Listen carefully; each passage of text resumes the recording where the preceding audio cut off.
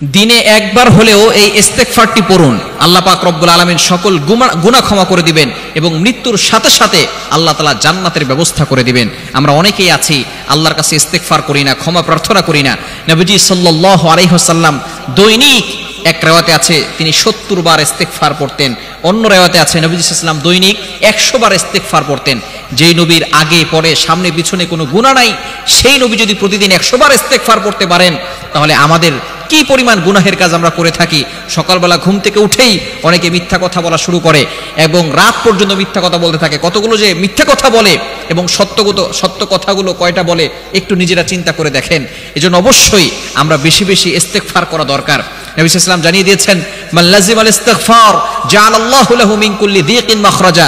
যে ব্যক্তি ইস্তেগফারের সাথে আঠার মতো লেগে থাকে, তাহলে আল্লাহ পাক রব্বুল আলামিন তাকে সকল ধরনের বিপদ আপদ থেকে, প্রটেক্ট ফ্রম অল অ্যাক্সিডেন্ট, সকল বিপদ আপদ থেকে হেফাজত করে দেন। বলেন সুবহানাল্লাহ। যে ব্যক্তি আঠার মতো ইস্তেগফারের সাথে লেগে থাকে, আপনি আস্তাগফিরুল্লাহ আস্তাগফিরুল্লাহ আস্তাগফিরুল্লাহ এটা পড়বেন, তবে যেই ইস্তেগফারটা আপনি দিনে একবার হলেও পড়বেন সেটা হচ্ছে সাইয়্যিদুল ইস্তেগফার। বুখারী শরীফের হাদিস। সাইয়্যিদুল ইস্তেগফার কে কে পারে দেখি? মাশাআল্লাহ, সাইয়্যিদুল ইস্তেগফারটা শিখবেন। সাইয়্যিদুল ইস্তেগফারটা হচ্ছে আপনাদের বাসার জন্য হোমওয়ার্ক। এখন বর্তমানে অ্যান্ড্রয়েড ফোন আছে, ইন্টারনেটে সার্চ করবেন সাইয়্যিদুল ইস্তেগফার, দেখবেন বাংলা উচ্চারণ সহকারে লেখা আসবে।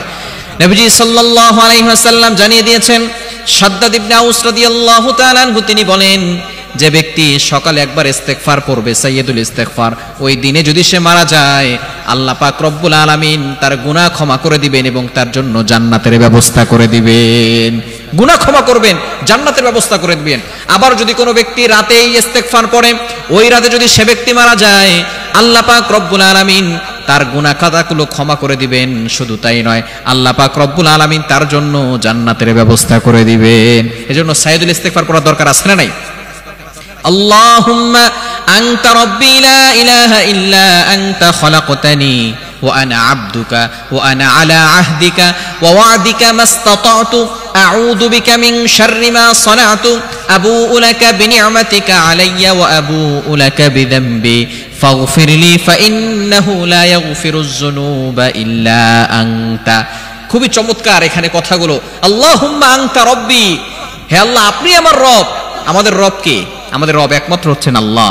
এজন্য অবশ্যই আমাদেরকে স্মরণ রাখতে হবে যে আল্লাহ আমাদেরকে সৃষ্টি করেছিলেন, আল্লাহর কাছেই চাইতে হবে।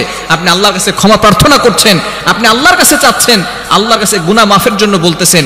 এই দোয়া যদি আপনি ফজরের নামাজের পরে পড়েন ইস্তেগফারটি, আল্লাহ পাক রব্বুল আলামিন ওই দিনে মারা গেলে আপনার জন্য সাথে সাথে জান্নাতের ব্যবস্থা করে দিবেন।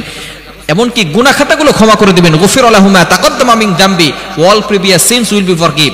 এই সমস্ত গুনাহ খাতাগুলো আল্লাহ তাআলা ক্ষমা করে দিবেন। শুধু তাই নয়, এই দোয়া পড়ার পরে যদি আপনি আল্লাহর কাছে কোনো দোয়া করেন, আপনার চাওয়া পাওয়াগুলো আল্লাহ পাক রব্বুল আলামিন পূরণ করে দিবেন। অনেকে আছি দোয়া করছি, দোয়া কবুল হচ্ছে না। অনেকে এরকম আছে না নাই?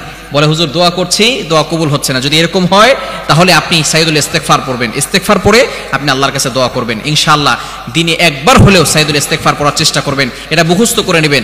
দুনিয়ার সব কিছু আমরা পারি, ইউটিউব চালাতে পারি, ফেসবুক চালাতে পারি, গুগল চালাতে পারি, কিন্তু ইস্তেগফারটা যদি শিখতে না পারি, তাহলে আমাদের মতো ব্যর্থ আর কেউ হতে পারবে না। এজন্য আমরা এটা মুখস্থ করে নিব এবং এটা প্রত্যেক দিন আমরা আমল করার চেষ্টা করব। আল্লাহ তাআলা আমাদের সকলকে এই সাইয়্যিদুল ইস্তেগফার আমল করার তৌফিক দান করেন।